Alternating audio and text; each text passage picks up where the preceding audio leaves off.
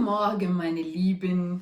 Este elemento que eu vou falar agora não é obrigatório e é você quem vai decidir se é importante no seu currículo ou não. Vamos supor que você fez um curso super importante que agrega algumas competências ao seu trabalho, como, por exemplo, um curso longo de informática, de SAP, de Photoshop, gerenciamento de projetos e, no caso de um enfermeiro, talvez um curso de laser terapia. Mas atenção, estou falando de cursos longos e não daqueles cursinhos de algumas horinhas ou de 1 ou 2 dias, que na realidade nem são importantes mencionar no currículo. Estes são os cursos que ajudam de alguma maneira a alavancar a sua carreira, mas que ao mesmo tempo não se encaixam naquele elemento de educação porque não tem um certificado de peso, como por exemplo um bacharel ou uma pós. Aí você vai criar um elemento somente para isso, descrevendo como cursos extras ou como cursos adicionais, como queira. Somente neste caso você vai colocar no currículo os cursos que têm a ver com a vaga pretendida. Por exemplo, você terminou a faculdade de engenharia e fez um curso de 6 meses de CAD e um outro curso de 4 meses de crochê. Você não vai mencionar o curso de crochê, porque nesse caso aqui, esse curso não vai alavancar a sua carreira como engenheiro. Mas eu posso estar enganada. Entendido isso? Agora vamos para a parte onde eu vou descascar você. Este elemento é absolutamente obrigatório. Como descrever as línguas que você aprendeu? Que também não é tão simples assim como todo mundo pensa. Tem gente que escreve assim: línguas em inglês. Tá, o que eu posso fazer com essa informação? Absolutamente nada, né? Daí a pessoa tenta melhorar e escreve assim: inglês básico e espanhol intermediário. No Brasil, isso pode até passar como correto, mas aqui não. O alemão nem sabe o que você quer dizer com isso, porque na Europa existem normas concretas do que significa cada nível. E a primeira coisa que você precisa fazer, e eu quero dar para você como tarefa de casa, é pesquisar na internet as regras de referência de línguas aqui na Europa. A Gemeinsame Europäische Referenzrahmen für Sprachen. Ou seja, escrever inglês básico ou espanhol intermediário não é suficiente e é até errado colocar em um currículo alemão. A Europa tem regras específicas para isso e quem aprende alemão sabe que existem 6 níveis diferentes de aprendizado divididos em letras A, B e C. Mas vamos começar com a sua língua materna. Para isso não existe uma referência e por isso a regra é português, língua materna. Pronto. Por favor, não escreva que você fala C2 de português. Agora vamos às línguas que você aprendeu durante a sua vida. Tem gente esperta que acha que quer impressionar o empregador baixando um aplicativo na internet, começa a aprender algumas palavrinhas em alemão e 2 semanas depois coloca no currículo que sabe o nível A1 do alemão. Gente, eu posso cantar uma música com esse tema. Uma coisa você precisa saber: se você colocou A1 no currículo, você sabe o que isso significa?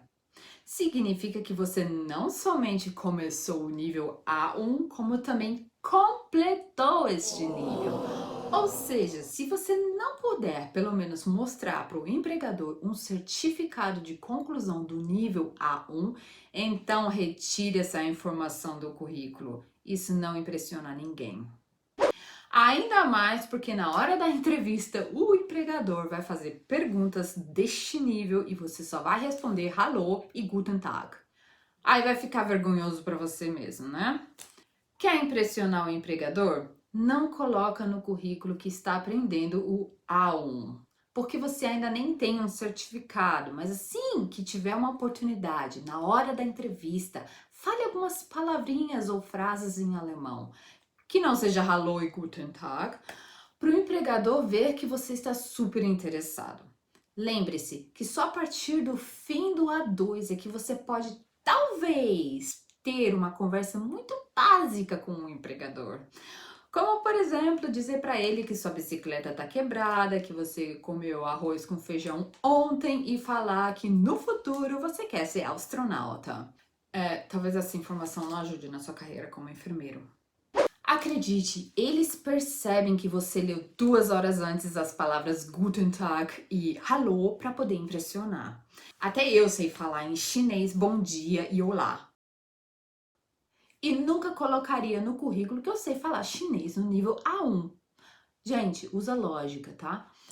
A mesma coisa com o inglês. Se você não tem nada melhor para escrever do que um A1, então não escreve isso. Todo mundo sabe que o A1 não é suficiente para nada.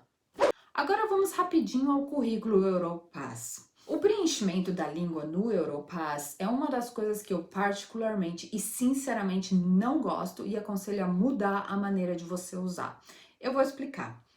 Na hora de preencher a língua, vamos supor o espanhol, porque todo brasileiro acha que sabe falar espanhol porque as línguas são super parecidas.